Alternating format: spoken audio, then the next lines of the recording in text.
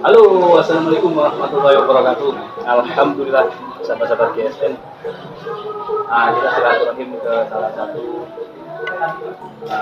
anggota juga yang ada di Jombang. Ini saya ada bilah-bilah yang dulu sempat saya sampaikan pernah kita pakai untuk sembelihan di RPH dengan powerful, masih kayak narik murni sampai full. Akhirnya terjadi chipping, sudah kita selesaikan, kita bereskan, sudah siap untuk dikirim jika ada konsumen yang berminat. Nah, cara penyimpanannya seperti ini. Kalau ada yang mempunyai pisau dengan sarung kulit, cara penyimpanannya di wrapping untuk bilahnya di wrapping. Nah, membukanya juga hati-hati, cari ujungnya. Misalkan ini membuka ini, nah ini tinggal ditarik, tinggal dibuka seperti ini. Karena dikhawatirkan nanti seperti yang sudah pernah kejadian, sehingga membukanya salah, ditarik asal-asalan, terkena tangannya sampai dibawa ke rumah sakit jahitan 4 kemarin. Nah, ini pisau jagal yang cukup keren, pin kuningan, pin mozaik, handle-nya Ebony Wood, satin polis serat baja, Bohler K110, 21 cm, 21,2, terlebarnya kurang dari 4 cm, 3,8, ketebalan 3 mili. Ini sempat kita pakai juga kemarin, kayak tarik murni, mantep, yakin gitu. Ternyata mengena ke tulang ya, jadi akhirnya banyak yang chipping. Alhamdulillah sudah kita bereskan dan ketajamannya kembali seperti semula, seperti tergunting. Ngomong-ngomong masalah sembelihan ini ya, yang setiap malam ya, hampir setiap malam saya lakukan di RPH dengan berbagai ukuran sapi dan juga berbagai ukuran bilah yang saya pergunakan. Dari pengamatan panjenengan bagaimana ini secara keseluruhan? Nanti kita kupas satu persatu biar terarah obrolan kita ini. Baik, assalamualaikum warahmatullahi wabarakatuh. Waalaikumsalam. Salam hormat saya, salam takdim saya, dan salam santun saya kepada sahabat GSN semuanya. Semoga semuanya senantiasa diberikan keberkahan dan keberkahan setiap apa yang dihajatkan. Amin. Baik, tidaknya saya memberikan pengalaman yang saya tahu, jadi mohon maaf apabila nanti ada salah-salah kata tentang apa yang saya ucapkan. Untuk mengenai Baye Mukhtar sembelihan di RPH menggunakan pisau yang ada di hadapan kita ini, Pisau tradisional. Pisau tradisional ini performanya mantap ini. Karena kenapa? pisau-pisau tradisional ini juga tidak kalah dengan pisau pabrikan. Memiliki ketajaman yang sama, memiliki kekerasan yang sama, sehingga bisa digunakan di RPH, digunakan pada saat Idul Kurban. Ya, selama ini saya lihat-lihat terus kontennya Mbak Yaya Mochtar mengenai sembelihan di RPH, ternyata sangat mumpuni. Pisaunya seperti Boler K110 3CR13 sangat mumpuni sekali untuk sembelihan. Bahkan 3CR13 ini bisa mengeksekusi sapi yang 800 up. Istimewa sekali.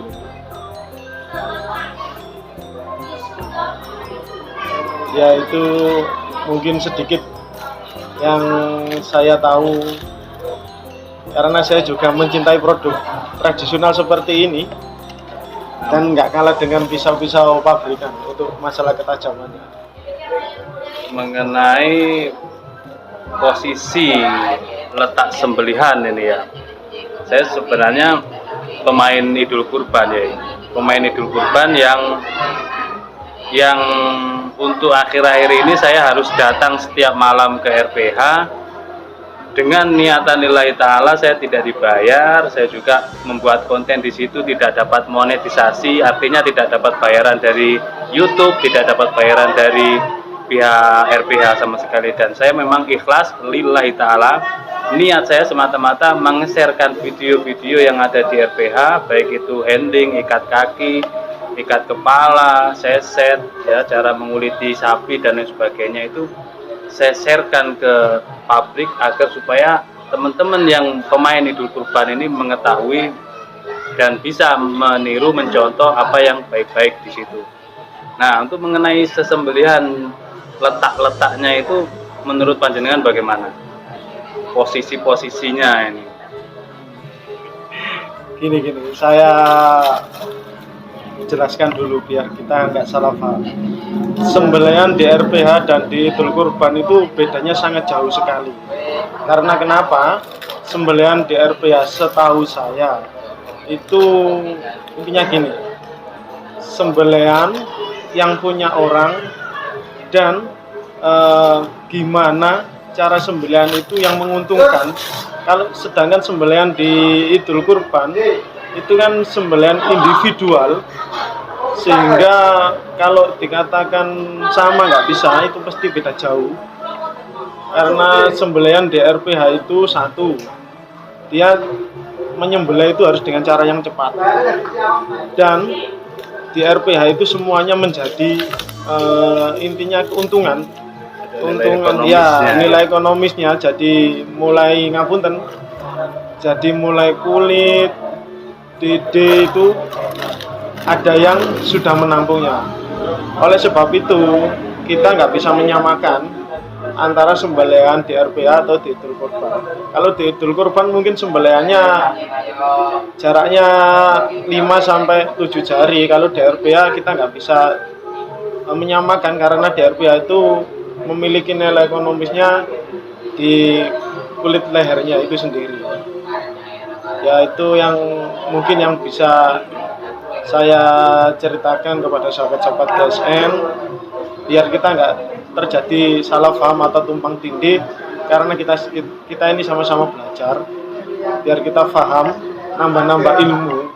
Kita jangan sampai sembelihan di sana kok gini, di sini kok gini. Nggak bisa, karena semua orang itu pasti mempunyai kelebihan dan kekurangannya masing-masing di situ.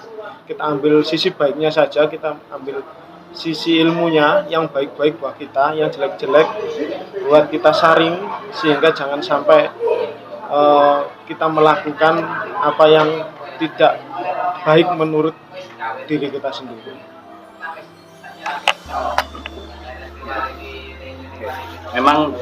Memang yang selama ini saya amati di situ, kita selain sebagai tamu, kedatangan kita juga tidak diharapkan kehadirannya, dan juga ketika kita tidak datang juga tidak diharapkan. Artinya ya gimana ya di RPH itu, makanya ada yang orang bijak mengatakan Juleha bisa masuk RPH itu sangat luar biasa untuk menyelamatkan sesembelihan yang insya Allah halal gitu ya di situ.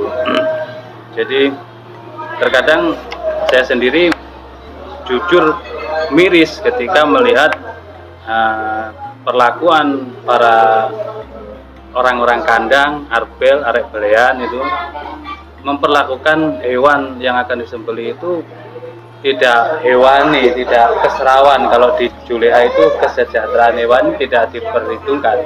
Tapi terus saya pola pikiran saya ini, saya lihat, saya amati terus di mana kenapa begini, kenapa begitu. Saya tidak frontal ya, saya tidak frontal langsung menghakimi seketika itu.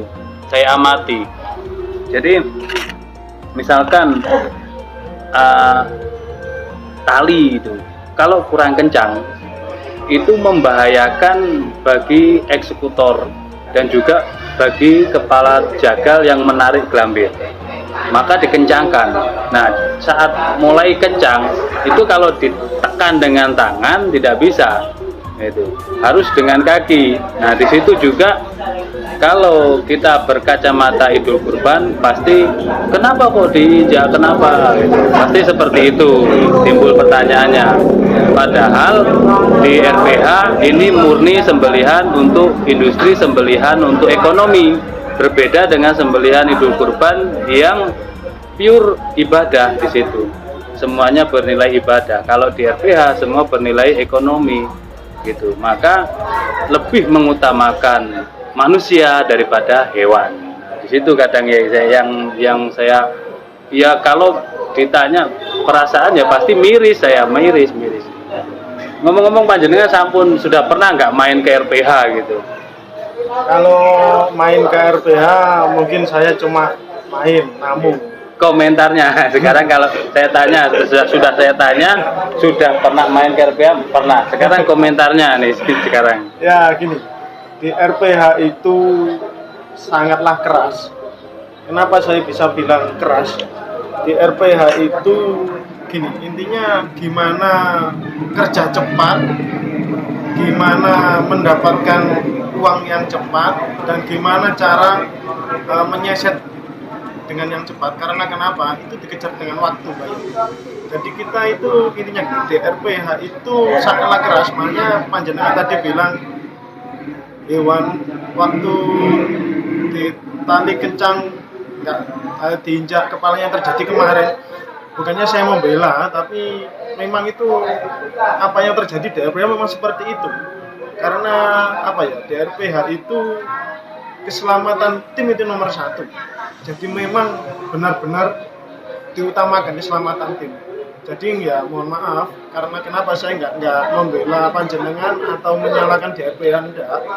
Karena kalau kita mengacu di RPH kok nggak sama yang di Idul Adha, itu pasti terjadi pergesekan di situ. Mana oleh sebab itu kemarin kan saya juga komentar di channelnya jenengan, ambil baiknya saja.